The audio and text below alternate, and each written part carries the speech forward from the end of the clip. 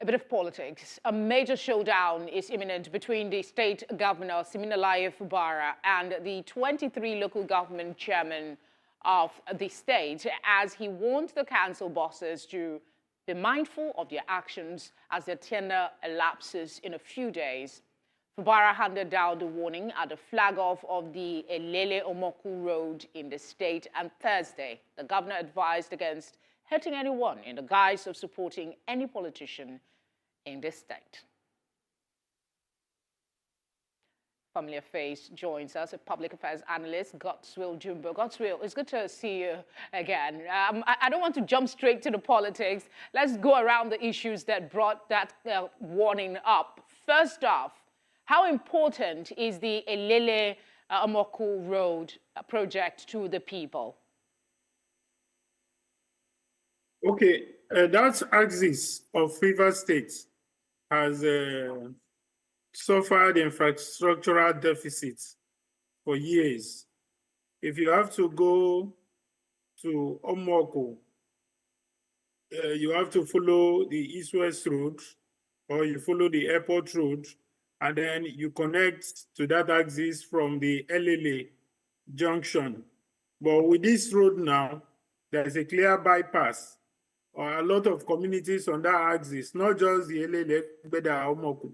There are other communities around that axis that can now, be exposed to development and have better access to wherever they're going, whether they're going towards Omoku, whether they're going towards Omerelu, they're going to Mwanwa, they're going towards the greater Port Harcourt city, or they are coming out to the East-West Road to head to Ahoda.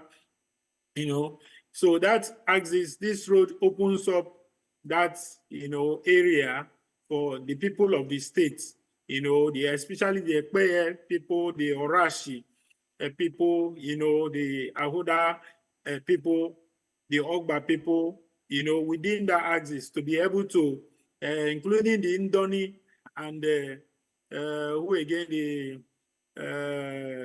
Okay, I think you've established the importance of this road to a lot of people.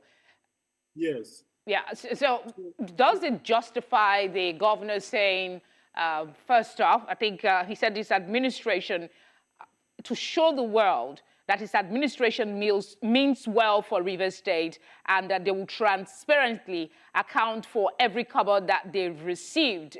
I'm talking about the project being funded by savings from IGR, and that's 50% of that total amount. That's about 80 billion naira has already been paid. Does this, he's hyping himself, does it confirm that he is not so much distracted by the shenanigans of politics that's currently playing out?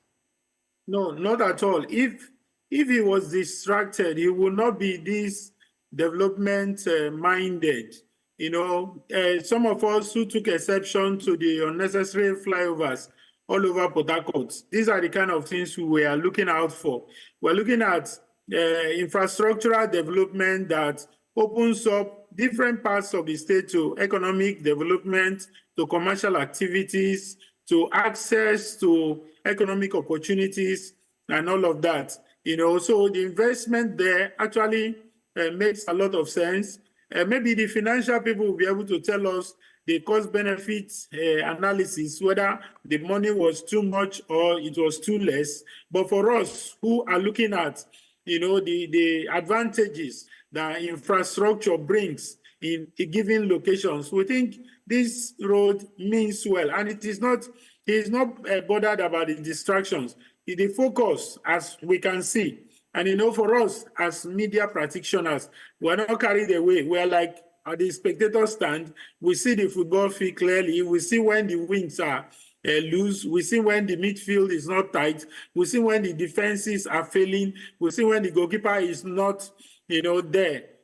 So we are able to look at these things dispassionately. So if the governor was actually distracted by the politics, that is going on in his state, this magnitude of project this kind of project. It's a completely fresh road. If you Okay, look at the pictures. I'm tempted to go straight and ask about his comments for the chairman, but I'd like you to help us here again. In that same statement, he begged the people to conduct themselves well, and he said, as a matter of fact, I am the one that is most hit and abused as a governor, and who doesn't know that and what it means to be abused as a governor? Who doesn't know what to do with power? So the question I'm asking, on the one hand, you said he seems very focused. On the other hand, he's complaining about being abused. Are you concerned that how he feels could impact his responses to issues and how the state is governed? Well, I think his managers, those who are managing him, are doing a good job of making sure that the distractions do not interfere with what he's doing. We must accept the fact that he's a human being, and we have emotions, no matter how focused, no matter how directed at our objectives are. Does not mean that if somebody falls by the wayside, we're not going to notice that somebody fell by the wayside. So the things that are being said, the things that are being done, you know, whether you like it or not, they are being brought to his attention by the politicians around him, by the security agencies, by the intelligence agencies. They are bringing the security reports to him, who said where, what is going on, the meetings are being held, the abuses that are being hauled at him. But I think it is something to commend of him, that despite all the security reports before him, I'm sorry I keep interrupting. We're really time pressed because I need to go back to a previous interview. But first, I need you to help us contextualize the warning that he gave to the local government chairman. Why was it necessary at this point? They just have a few days to go. What damage can they do? We need to look at the exuberance of some of them. And it is important at every point that people are drawn, the attention are drawn to the important things in life.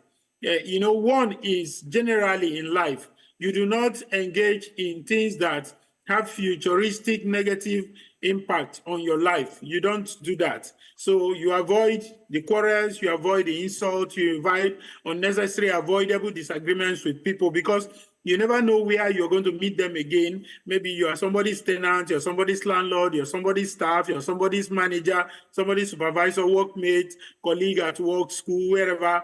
You never know where you meet again. So generally in life, you play safe, you play well, you try to build goodwill, build social capital, you know, in the course of the journey of life. Then now, imagine people who have just less than plus minus 30 days to be in office. And then you are sponsoring people to go and cause trouble.